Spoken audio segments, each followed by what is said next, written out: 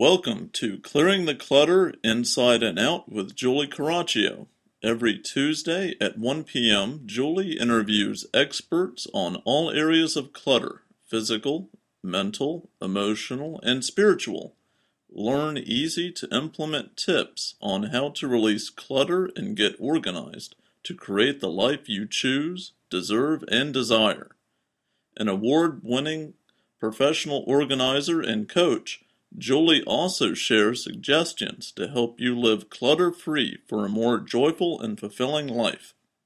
Do you let go of clutter, but then at no time it's back to the way it was? Do your books on releasing clutter and getting organized collect dust on a shelf? Do you know you need to dig deeper on releasing clutter but keep getting stuck? Our Clearing the Clutter Inside and Out, releasing and affirming MP3s support you in all areas of your life: physical, mental, emotional, and spiritual. Learn more at reawakenyourbrilliance.com. Hey everyone, today we're going to be talking about sentimental objects. It's spring cleaning, it's a great time to declutter and get organized, but sometimes sentimental objects can stop us right in our tracks. Every decision that we made suddenly goes out the window, so I wanted to offer some suggestions to help you when you're dealing with items of sentimental value. Ages ago, well, hopefully not quite ages ago, I heard Peter Walsh speak before he was famous when I was living in Pasadena, California.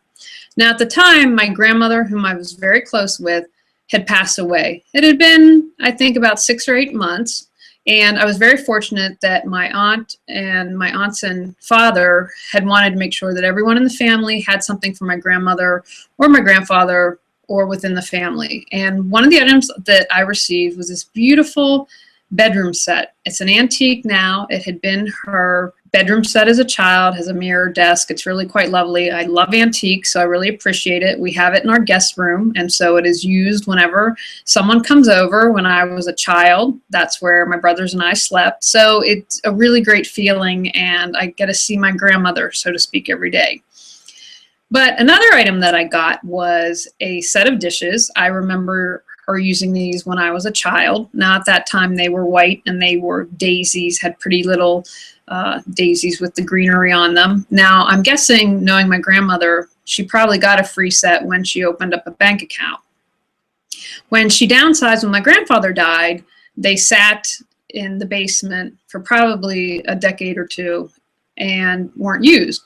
Now I was given these dishes, so by the time I received them, they were dingy, they were gray, they were no longer white, but I had still kept them because I was like, oh my gosh, these belong to my grandmother, I can't let them go. If I'm letting them go, I'm letting my grandmother go. And then I heard Peter speak, and he said that a lot of times what happens is we take the memories of a person or an event and infuse that onto an object.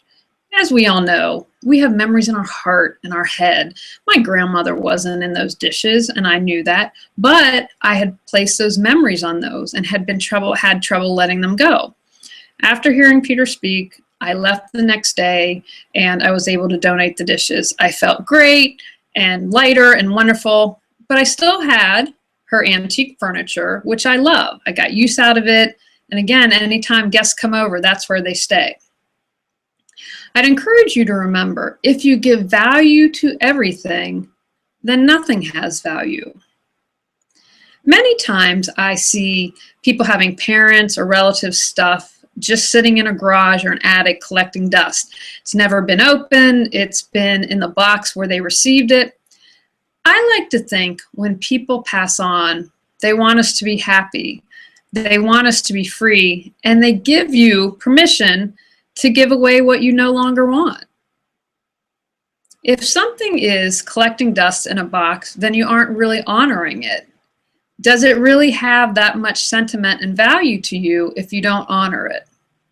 I'm going to encourage you to remember that it's a process. I was involved on an on and off relationship for much too longer than I should have been. But when it was finally over, I was able to let go of most of the items from a relationship. Not everything. I was in a grieving process. This was someone I thought we might end up married. And so I let go of what I could at the time, and it was probably about a year before I was able to let go of the rest of things. So, like anything, if you can't let it go today, tomorrow, in a week, 6 weeks, that's okay. Don't beat yourself up. I'm going to encourage you, though, to stick with it. Try to go through everything and work on being able to release things. I'm going to suggest that you tackle at a time when you have the most energy. Get support if you need it, professionally or personally. If you're going to have a friend help you, I'd encourage you to find a friend that's non-judgmental, that's neutral, can ask you some questions to help you. Allow your time to process and grieve and deal with your emotions. I wouldn't say to someone a week after they lost a parent, well, it's time to go through everything. You got to let it go. There's no sentiment to that. Of course not. Honor your emotions. Give yourself the time to grieve. Now, if you're challenged, I'd like to offer some suggestions. Say there was a fire in your home and you knew you'd only get maybe $100,000. What items would you replace? If you're honest with yourself, if some of those things were gone, would you feel relief? Don't feel guilt if you feel relief. Sometimes, again, I've seen it happen before. One family member is burdened more than the others to hold on to everything, and when no one else wants it, but they don't want people to get rid of it. If that's too tough, ask yourself, if I had to move this, would I pay to move this? That might help you to release more. You can pick the most important items and honor them. Maybe you create a little table arrangement. Or one thing I did from our honeymoon was create a shadow box with tickets and different things when we went over to Italy. You could create a collage.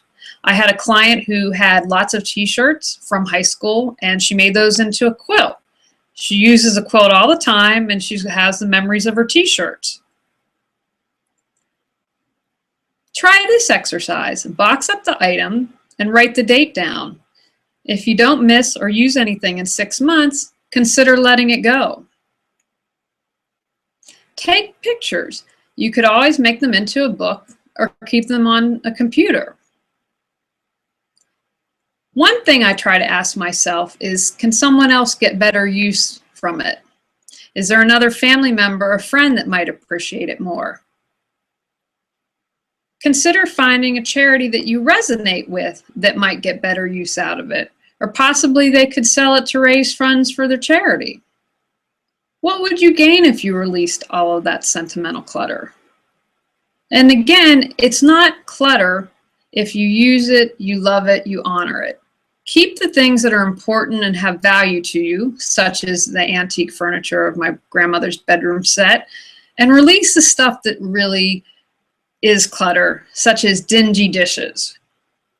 Remember to tackle a time when you have the most energy. Don't try to do everything right away if you've just lost someone. Allow your time to process everything and grieve. Remember when I broke up with my boyfriend, I got rid of most of it, but not all of it. It took another year before I was able to let everything go. And if you need to, get support professionally or personally. If you're going to have a friend help you, make sure they're not judgmental, can ask good questions, and will be a good sounding board and supportive. So remember, memories of the person or an event aren't infused onto the objects. You have your heart and your head to remember that wonderful person or those amazing times. You can still have your items of value and sentiment, but honor them. Don't allow them to be clutter that comes with a price. Okay, everyone, I'm going to encourage you to release some sentimental clutter to create the life you choose, deserve, and desire. Do you let go of clutter, but then at no time it's back to the way it was? Do your books on releasing clutter and getting organized collect dust on a shelf? Do you know you need to dig deeper on releasing clutter but keep getting stuck? Our Clearing the Clutter Inside and Out, Releasing and Affirming MP3s support you in all areas of your life: physical, mental, emotional, and spiritual. Learn more at reawakenyourbrilliance.com. Thanks for tuning in to Clearing the Clutter Inside and Out. Sign up for our newsletter and receive a free copy of 10 clutter-free living tips. Ready to create the life you choose, deserve, and desire? Learn about Julie's coaching, ebooks, online monthly decluttering classes, how to organize your life, office hours, and her unique clutter-free living mastermind at reawakenyourbrilliance.com. You can also watch all episodes on YouTube or download on iTunes and more. Join us next Tuesday at 1 p.m. Remember, the journey of 1,000 miles begins with one step.